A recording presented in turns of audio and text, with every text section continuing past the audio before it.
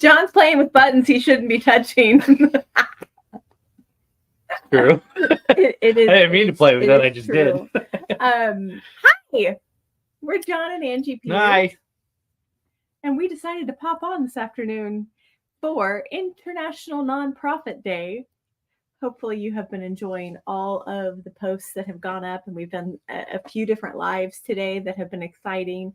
And we just wanted to be a part. We don't want to miss out, So here we are with you. If you are joining us, go ahead and say hello in the comments, because that's just fun for us to know who it is that's watching with us.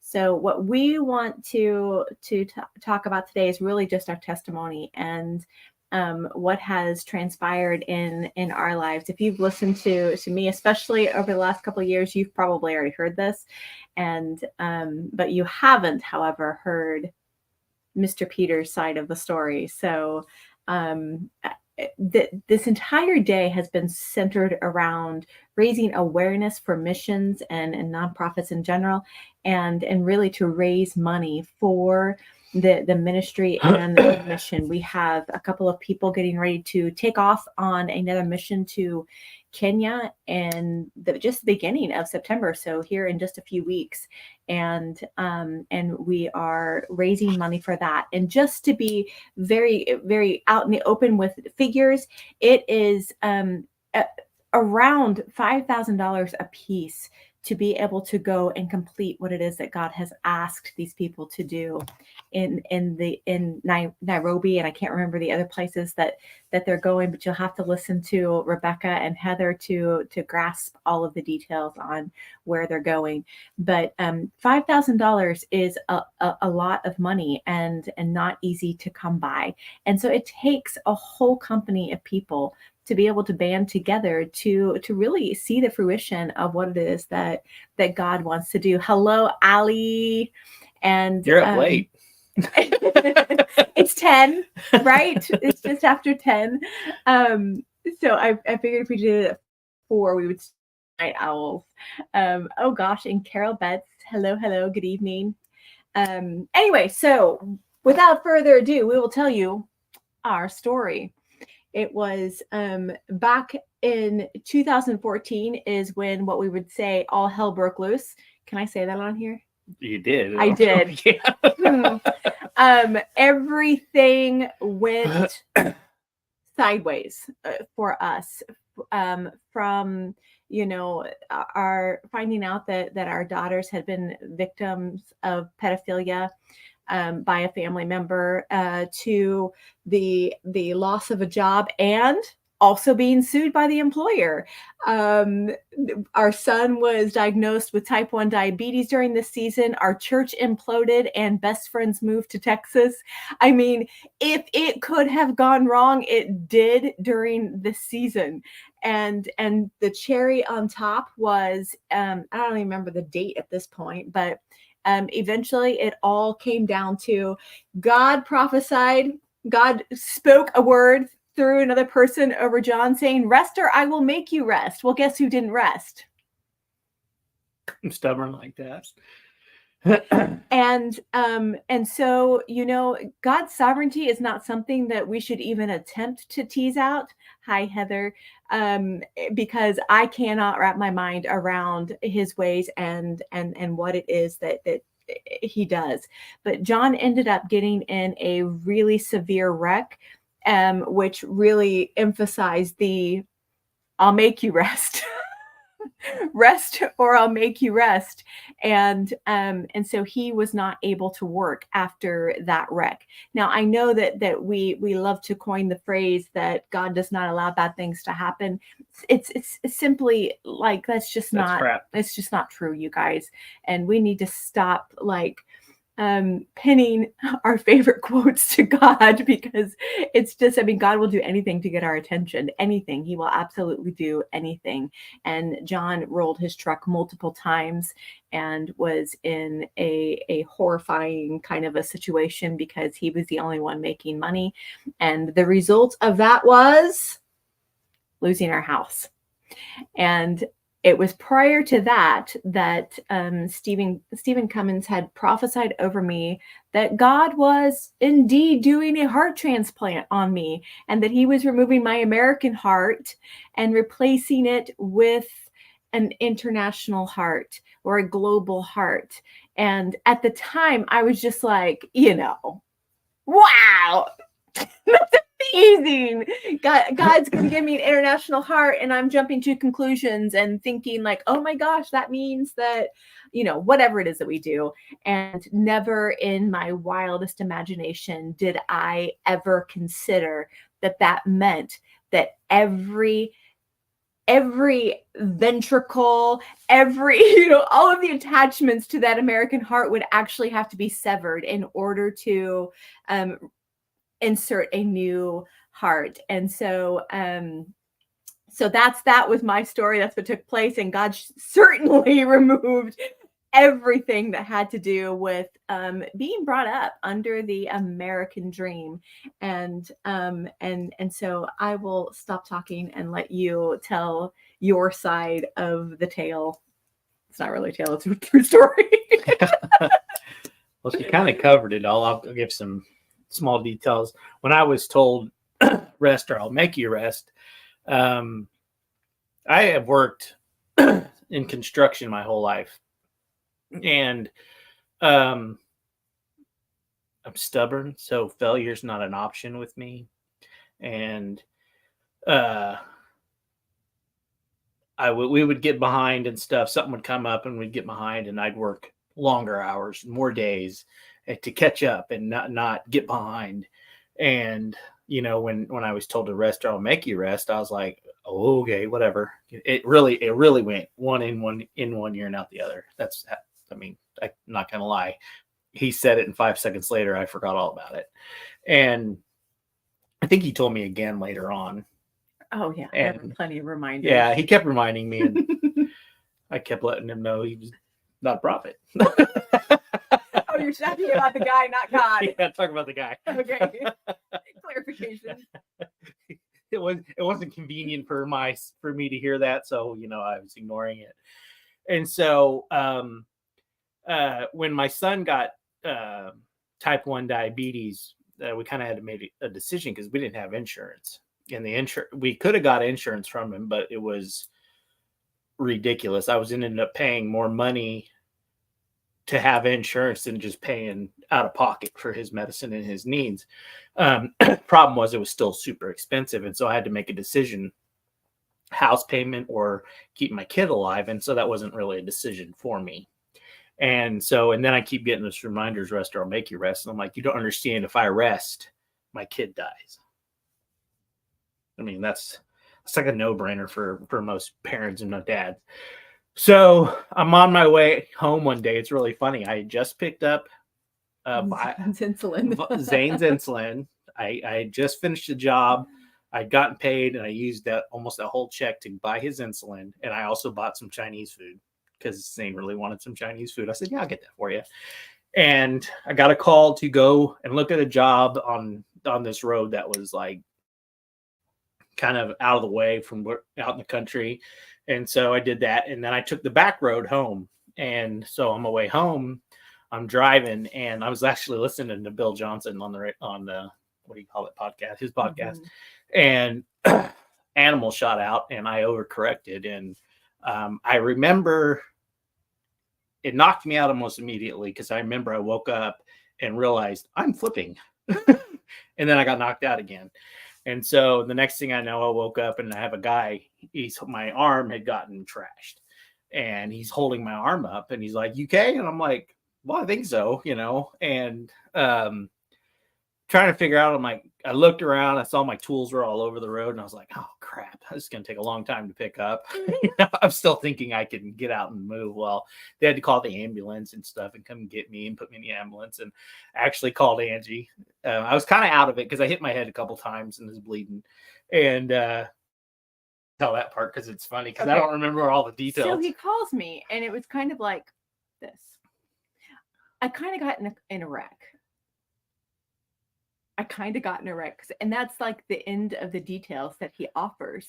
And then Mr. Hospitality over here, he's hosting the scene. Like there's cops there, there's probably the paramedics, the fire department show up too. Like everybody shows up around here. And John is hosting the scene. Listen, nobody can host like John can. And he has put himself aside and his wife on the phone to host the scene to make sure everybody on scene had what they needed. And so I got literally no details before he was like, "Oh, honey, I got to go. They need something from me." So I got absolutely no details from him whatsoever. And just that they're taking me to the hospital. So they put me in an ambulance and they put an IV in me and they're like, "You need anything for pain?" And I'm like, "I'm fine. No big Heather, deal." do not egg him on. They said, "Do you need something for pain?" I said, "Nope, I'm fine," because I'm a stud. And about 5 minutes after I said that, I was like, yeah, I changed my mind because the adrenaline had gone down, the shock had gone down, and then the arm injury that I had really kicked in. What happened was it basically ripped off a bunch of skin on my arm and then burnt it. And so they gave me fentanyl of all things, which I didn't know at the time, but that's another story. That's really funny. Stuff works really fast, by the way.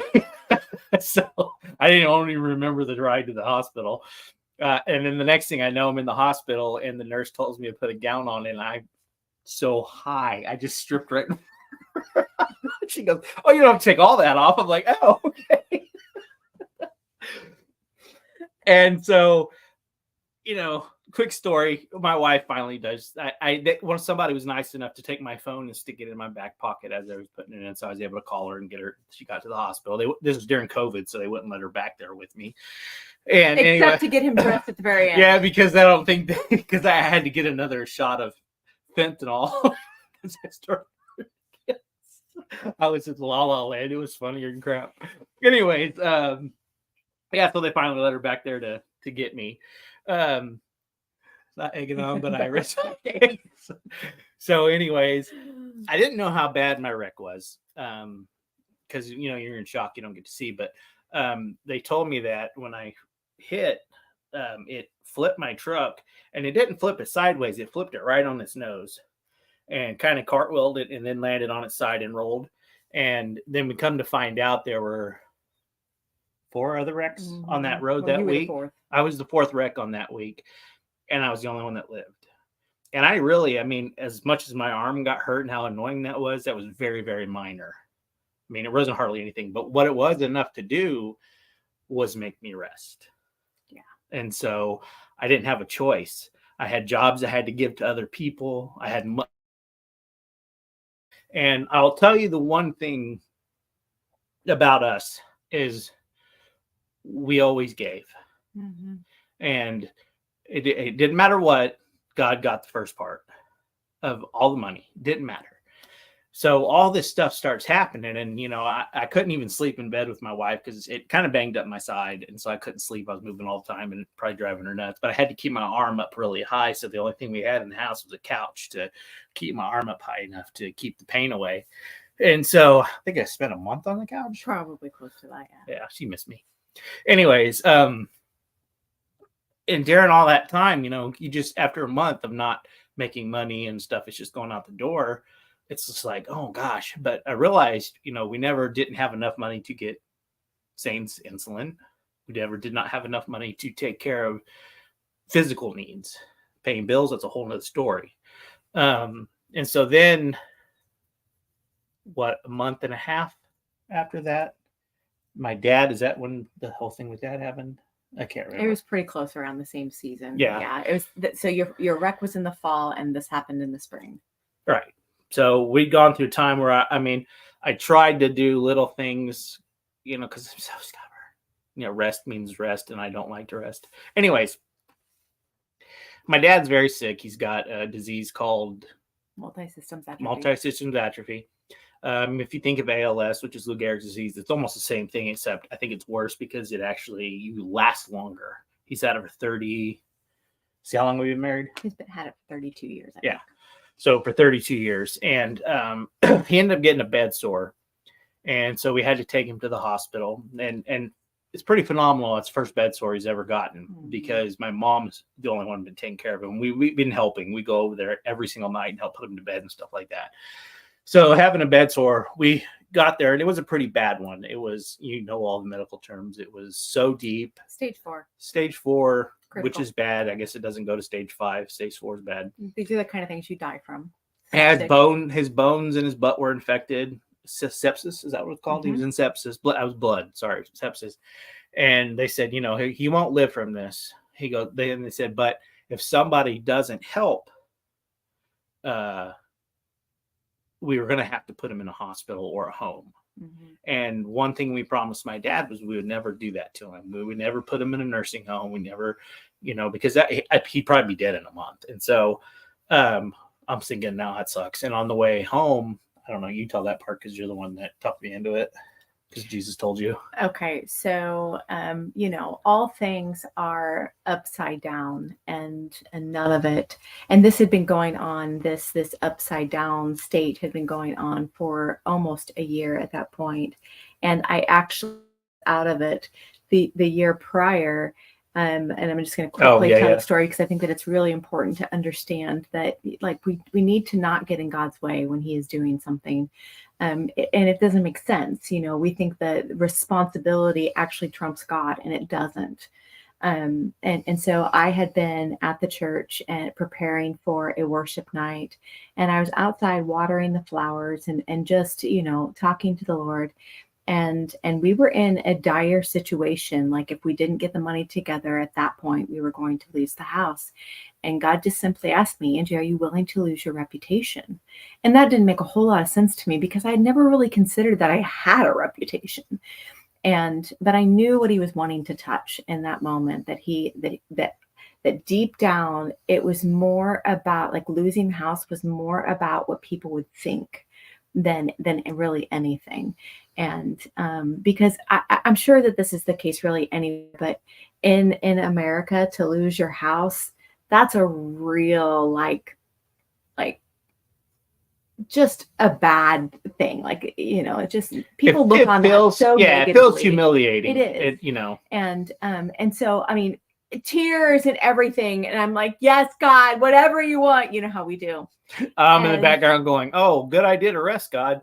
and so I go in, and within like less than an hour, the worship night starts, and we're not even there 30 minutes.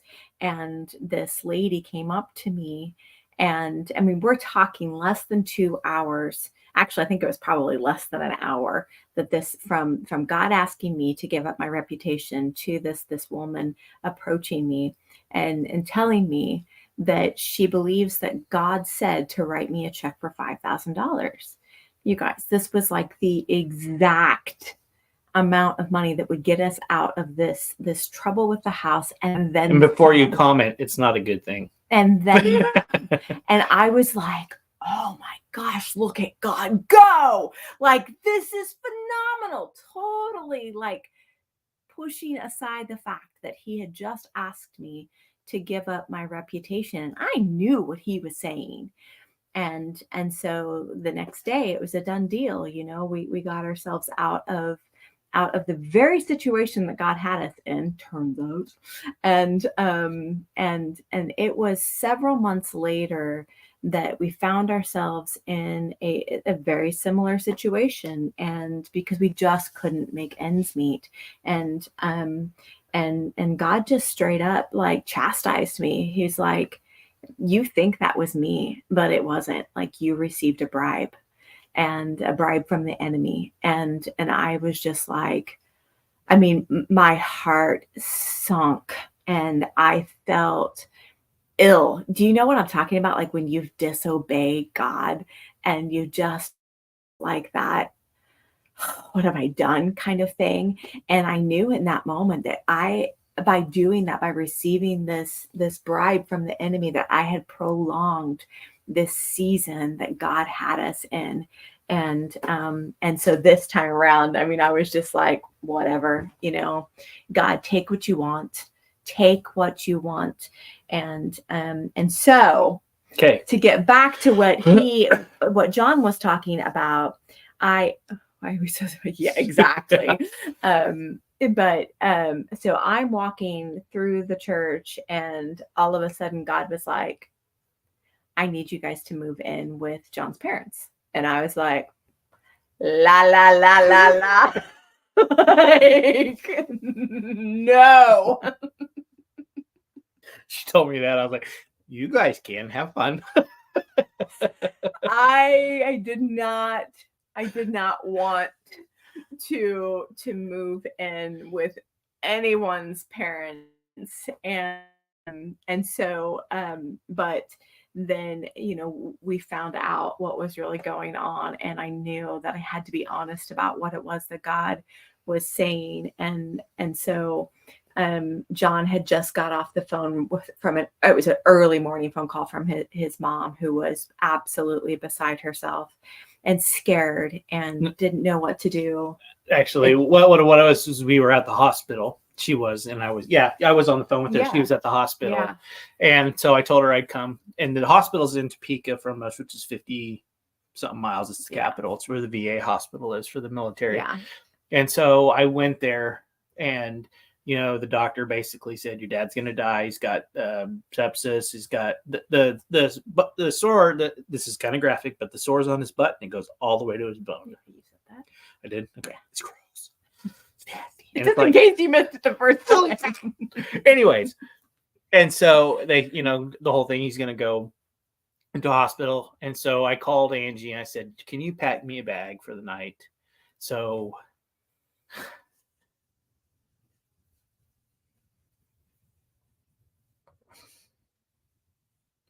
I can go take care of my dad. And sorry, I never went home again. And I've been here for 3 years now. Mm-hmm. Anyway, so I got here, and we cut long story short with Dad. He's still here. He doesn't have stage 4. He survived. Jesus took care of all that. And so we're good to go. But while I was here, I knew there was no way I could do this, find a job, and keep our house. And so I called our mortgage company and I said, look, here's what's going on. I said, you guys, I'm just going to tell you to come take the house back. And it was hard because we'd been there for 17 years. We raised our kids in this house. 6 all kids. 6 of them. 6 in kids. A 3-bedroom, 1-bathroom house. That's them all in the background right there. Anyways, yeah, and so it was really hard, to say this, but I knew it was the right thing to do. And the guy said, hold on, don't do that yet. Let me see what I can do. And I never talked to this guy again. And then we got mail. Yep. Several months later. And they sold the house for exactly what we owed. The exact penny. You guys, this does not happen. Mm-mm. You don't go into a foreclosure situation and somebody just comes along. God sold our house for the exact amount that was owed on it. I mean, it was just absolutely phenomenal. And so, just to encourage anyone that could find themselves in somewhat of a similar situation, and you're wanting to hold on, and you're wanting no, just let go, because God will actually do better than you're capable of doing. Me receiving the bribe from the enemy only prolonged what I thought was going to be the slam dunk answer. It wasn't. It prolonged the misery of our existence in the situation that God wanted us out of in the first place. Right. And so when God wants to pull you out and bring you into a better intention, when he wants to remove your American heart, or whatever heart you've got going on. My legs are asleep right now. Are they? You've got to just let go. You've got to let go. Let him transition you where he wants you. And so we said all of that to bring you up to speed of where we're at now. And I just want to remind you, we were always faithful in our giving. There's one thing we just could not do it. Yeah. It was such a weird thing. And God's faithfulness in that place of giving when we didn't have anything, giving at times where we said, okay, God, I'm going to give because I'm supposed to, but I got to buy my son's medicine because that's life and death. That's a hard thing. It's a hard test. But I promise you guys, he's faithful. When you're faithful with his little things, he starts making you have much. I know there's a scripture that goes behind that, and I don't remember it face to face, but I'm serious. So I want to break this down for you where we're at now, and it's not to brag, okay? Because I just told you we were in the depths of despair. Depths. Okay, not like actually, we were right in the center of God's plan. Yeah, which sometimes we thought we sucked. Yeah, sometimes God's plan feels like the depths of despair to your flesh. Right. He has, but his plan was so much bigger. More. Yeah. And so, and really, after moving here, God's like, I've moved you onto a launch pad. And I'm like, what? Like, I'm living at my in-laws in the basement, in the storage. Oh, another thing. So when I about 10 years ago, I remodeled this basement for her. It was just a cement. I framed it, did electrical, all the plumbing. I didn't do the plumbing. I hired someone else to do that because that's gross. And you got carpet. It has 3 bedrooms. It's not own bathroom. It's beautiful down here. And I was just doing that to be nice. Having no clue that you were preparing. That I was preparing a home for me and my family. The family that was still there, because we only ended up with 2 kids here because the rest of them were all grown up. But how weird is, this is crazy. So anyways, having no clue how we're going to make money.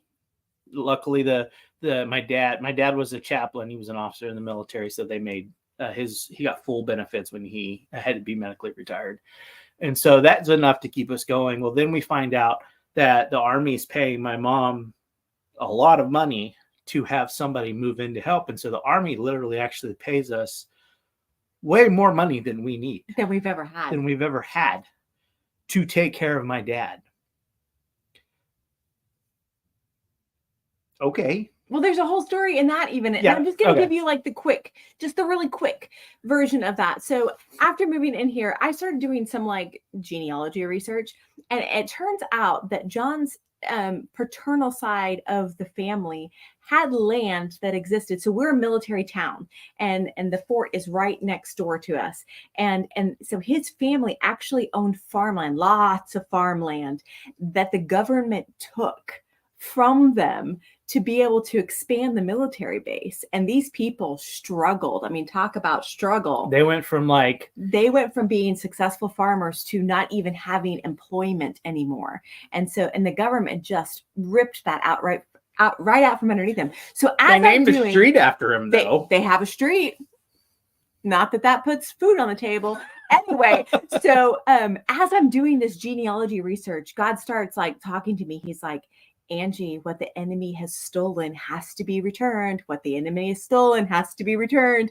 And I was like, oh my gosh, the government has taken this land from the family. And it doesn't matter where in the family line, when God opens your eyes to the thing, you call it forth.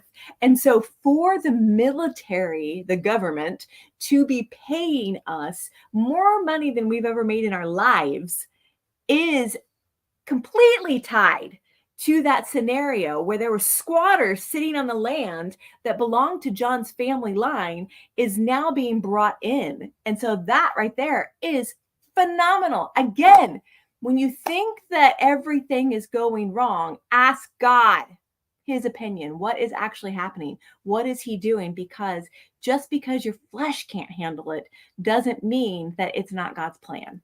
Yeah. Sorry, I needed to get that side note. Oh, no, you're fine.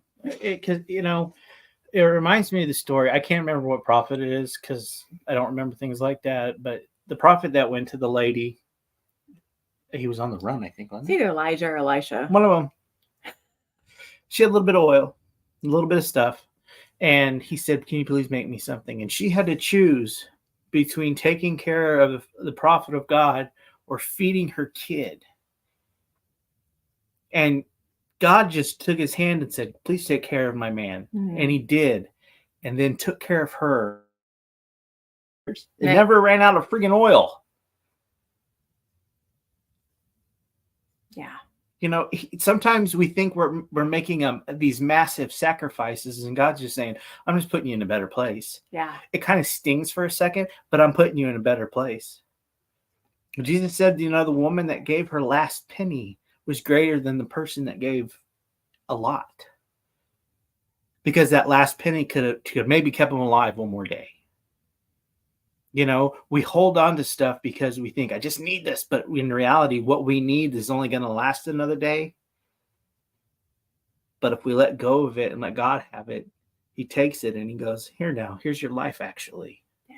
You know, and that's what happened with us when we finally, you know, when she was saying God doesn't make things happen, guys, I firmly believe with all my heart when I'm driving down that road, God flipped my truck over because that's what it was going to take for me. Because he had bigger, better plans, and I'm stupid sometimes. And so he said, there you go, bud. Let's start our life now. Ooh, yeah. Okay?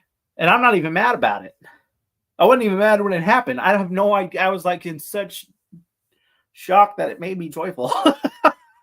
So get to the part where now. Okay, so not only are we making more money than we ever have, I have always had a side job since I was 20 years old. Is that what you want me to get to? Yeah. Okay. It's called paintless dent repair. And what I can do is I fix hail damaged cars. And guys, it pays ridiculous. And we're talking I can make between $5,000 and $10,000 a week, not a month, a week. And I was not going to do it. It held here like crazy, and I wasn't going to do it because I'm still in. God said no more work. God told me not to no more. So because I'm like, and I was in bed one night, and he said, "You can do it." And I was like, because the guy that runs the shop is like a daddy to me. I mean, he really is. When you find people like that, you hold on to them tight. And there was a part I didn't want to disappoint him so bad, but I didn't want to disappoint God. Batter. That's a word. I got really close. Hey, anyways, and so I was laying in bed and said, "You can do it," but I get 90% of it. And I'll just Angie can verify this. I would be the most broke millionaire if I won the lottery. Because I love to give. I hate seeing people down. It just breaks my heart. I will give to a guy walking around. If he's sitting there drunk and he's asking for money, I will give him money. And people, it doesn't matter. I am not here to judge him. I am here to bless him with a little bit of heaven. What he does with it after it leaves my hand, there's a piece of heaven on that. And I hope it rubs off on him. Okay, I'm not there to judge what he's going through. All right, I'm not kidding you. I'd be so broke it's not even funny. And I said, all right, God, I can do that. And it has been phenomenal. Yeah. I don't even know what to do with our money, guys. I hate to say that because it sounds so cocky, but it's true. I can't give it away fast enough. Well, and that was the whole point is that, and so let me just remind us of the story in Acts, the battered. You guys don't have to quote me. Come on now. Battered disappointment. Battered disappointment. So Acts 4, we're gonna get some Bible in here. All right, Bible. Acts 4. Now the entire group of those who believed were of one heart and mind, and no one claimed that any of his possessions was his own, but instead they held everything in common. Can you even imagine this? Like, we are so self-centered, and so this idea of all things Virginia's in common. watching. Oh, we must pause. Hi, Virginia. I love you. Hi, Virginia. I love everybody watching this, but you're all special. I'm gonna shut up. I like Virginia. Hi, Virginia. It's okay if we like Virginia best. His grandma. Back to my reading. All things in common. Okay. where was I? And no one claimed that any of his possessions was his own, but instead they held everything in common. With great power, the apostles were giving testimony to the resurrection of the Lord Jesus, and great grace was on all of them. For there was not a needy person among them, because all those who owned lands or houses sold them, brought the proceeds of what was sold, and laid them at the apostles' feet. This was then distributed to each person as any had need. Amazing. And so that is what I believe that like God has invited us into is being somewhat the first fruits of being able to do that. When God was like, yes, say yes to going back and doing paintless dent repair. Paintless dent repair is seasonal. It's not something that is long term. Gonna say so. It hasn't held. If you want it to hail around here to be a good PDR, you want it to hail in Manhattan, which is 16 miles from here, because that's the college town. It's the bigger city, wealthier, and it hasn't held in Manhattan since 2008, I think. Long time. 4 times this year. I should be done by now. I'm not going to be done till like December, probably. 4 times. Yeah. So back to my point is that I really believe that what we are experiencing, sometimes you don't even know that you're in the middle of God's big plan until there's revelation that starts hitting. And I believe that that's what this is like this moment where, God is saying, I want 90% of it, John. You can keep the 10, and rarely have we. It's just so much fun to just keep funneling it all through the ministry. And I bought some cowboy boots, and I bought her some cowboy boots. That was still within the 10%. It was. Side note. Sorry. And so I think this is what I really believe the call is. Listen, this was a kingdom expression, what was happening in Acts, where they're at the foot of the kingdom. And this is what was being stirred up in them, that all things would be in common, and they would not consider a single possession to be their own. We are a far cry from that, because most of us won't even share a pin in our purse without expecting, it to come back. And but we have got to get to this point where we see more value in the kingdom than we see on our own possessions, and we hold everything like this. And we have a heart of giving, but we sit there and look at the person before we decide if they're worthy. Yeah, to judge first. Yeah. But they didn't do that. Like, they had everything in common. All things that they had, they shared. And I know this is going to be like one of the biggest challenges for us, is to begin to practice what kingdom life is. We're all excited that we're moving out of a church age and into a kingdom age, but I don't think that we have counted the right cost on that. A lot of people go, oh, that's a great story of yours, but that doesn't happen to everybody. Why not? Why not? Don't wait till he has to make you rest to flip your car over. I don't advise that. Come on, join the party. Trust him with your finances. That's like the biggest thing Christians have a problem with. I love Jesus. I trust him with everything except my money. Exactly. Trust him with your finances. Do you think he's up there going, I need your money to make this work? Yeah. The dude's loaded. He doesn't need your money. He needs your faith. He needs your trust in him. He owns the cattle on 1,000 hills. Yeah. He has steak. All right. He's good to go. And boots. Your little bit of finances is not going to do it. But your faith in him and your trust in him and doing those little things, like not forgetting to give him his portion. It's his portion. And you're stealing it from him when you don't give it to him. Yeah. Okay. And stealing's a no-no. It's one of the top 10 no-nos. One of the 10 no-nos. It's on the 10 commandments. Don't do it. Yeah. All right. I just, we wanted to tell this story to encourage you guys to. We want you guys to give to Invictus, really do. But what I really want for you to do is give to wherever God wants you to give, and I want you to be blessed. I don't want you to miss out on this. Yeah. Don't miss out on this. It's too fun. Guys, we got to go to England this year and Ireland. We've never traveled. Never. We traveled a lot for basketball, volleyball for our kids, but locally, into a few other states. But I'm a world traveler now, guys. Because I trust God. Learn to trust. I learned to trust him. He made me trust him. He flipped my. I don't want you to. Here, go. I don't want you to have a car wreck to trust God. I don't want you to have to lose your house. Right. I had to do it the hard way, and I know I don't act like it or anything, but I'm 47. I wasted a lot of years. I'll come to Scotland. I want to so Allie, bad. You have no idea. Out of all the places, Scotland is where Freedom! he wants. Okay. William Wallace. Stop. His favorite movie. It is. It's full of crap, but it's my favorite movie. Not historical at all. But yeah, I do. Yes, Allie, I'll be there. We'll meet. Woo-hoo. Yep. I mean, I'm going to England again next month. In October. October. Yep. Twice in 1 year. Yep. Fully funded by God himself. Fully funded. Not a dime out of my pocket. Except for when I want to do fun things.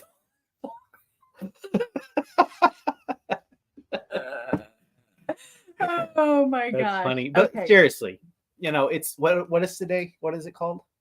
International Nonprofit Day. Yeah. And here's the thing. I've always had like a dream of maybe being a missionary. I'm not yet. I'm going to be.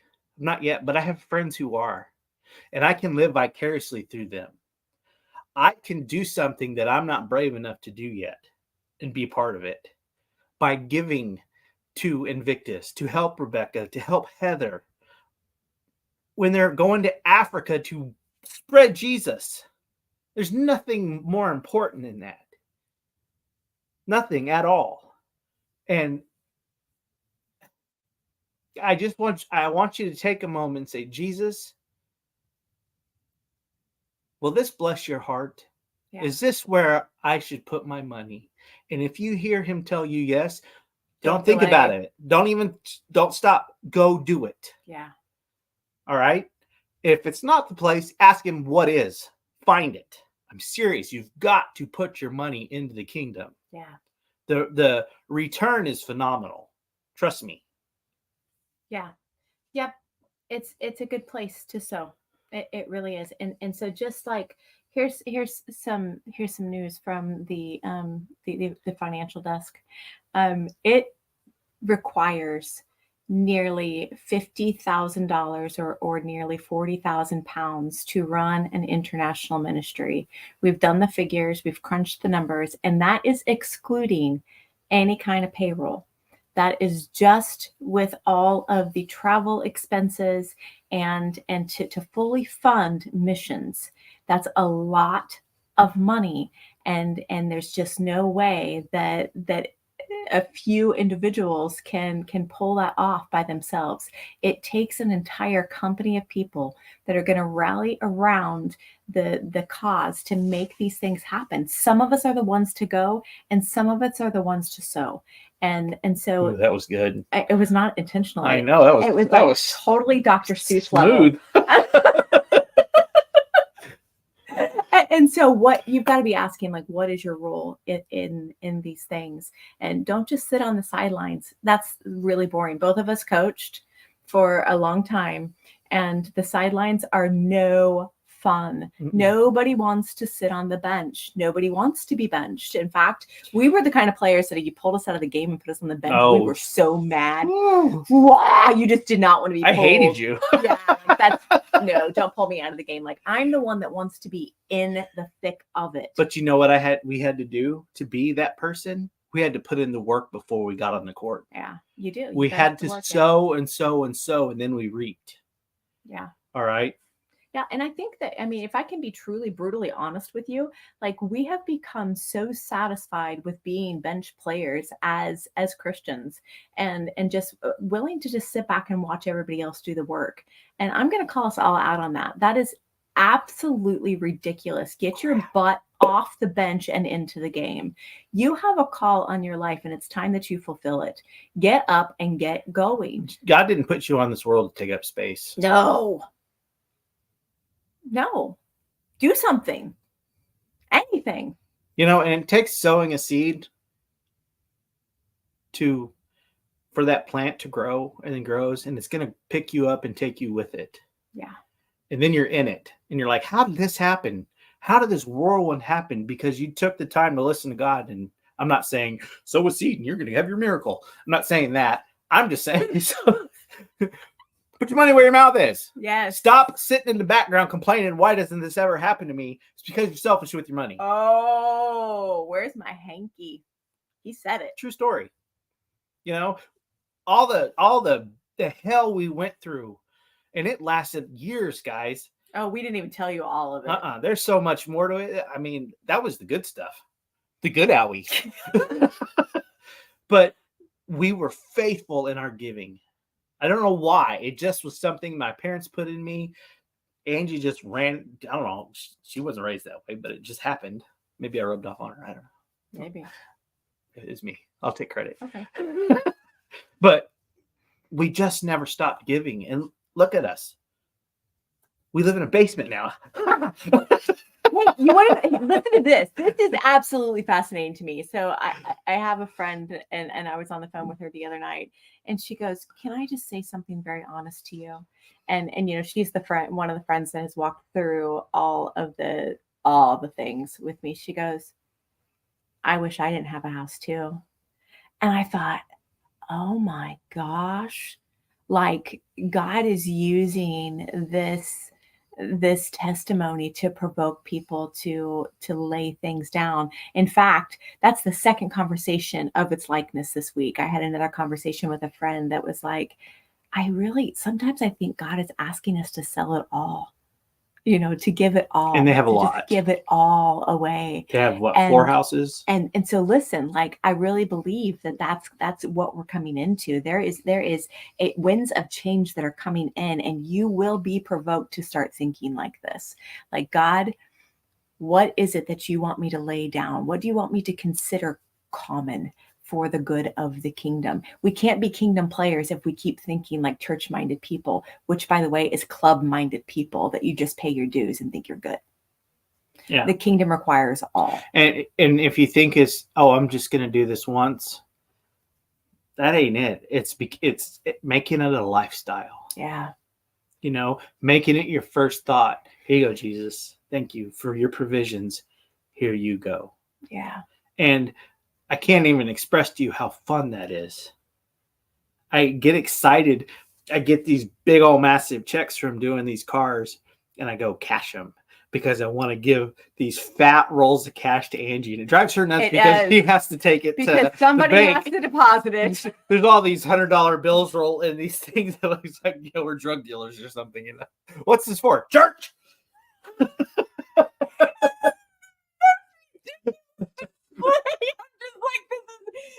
And actually today we had to go to the bank and deposit money, and I'm like, I hate doing this. She chickened out. She gave it to me and then went shopping. And then, you know what? God said, I didn't tell John this, but God's like, Angie, why are you embarrassed of what I'm doing?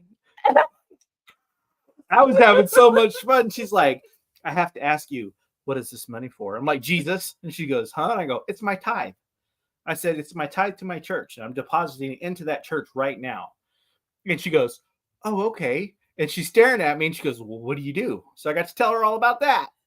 Why my wife's being a chicken in the background. I went shopping. And then I got to talk to this really old, I have a thing with old ladies. I don't know what it is. They just love me. But this old lady standing next to me, she just wanted to have a conversation about it. And I'm going to do her car. She's going to bring it to the shop. Are you serious? That's hilarious. Oh she goes, I don't have money for my deductible. I said, I will save you your deductible. You won't have to pay your deductible. Come on. And she's like, really? I gave her the address and everything. Oh my gosh. Look at you go. I know. You're like a salesman. Anyway. That's more money for God. Yes. So, if enough, we are inviting you to give into the mission fund for Invictus to be able to send Rebecca and Heather to Kenya. Somebody put that on the screen. Yeah. It's invictuskings.com/give. If somebody could type that in there, that would be fantastic. I would do it, but it would be like really awkward to reach forward. Anyway, this is my desire that they be able to go to Kenya without having to even wonder, where the money's going to come from. I don't want them to have to concern themselves with any of the financial stresses. I want them to be able to go freely. I'm way too excited. You're welcome, Allie. This has been your caffeine shot for the night. Thank you, Heather. And read what Heather I'll read it. Oh. It says, kingdom people can't be just church-minded. I need my glasses. It's a limited mindset. We are all called to be a missional people, either going or sowing. Either going or sowing. If you have the guts to go, you need to go. If it's not ready yet, sow into it. Mm-hmm. Okay? It's just like you going. Somebody else is doing the work, but you're doing work behind the scenes. There were so many people, disciples that did work behind the scenes that didn't get mentioned in the Bible. But because of what they do, Jesus got spread throughout the world. Even if they didn't get a mention in the Bible, it still happened. There's people we'll never read about. They are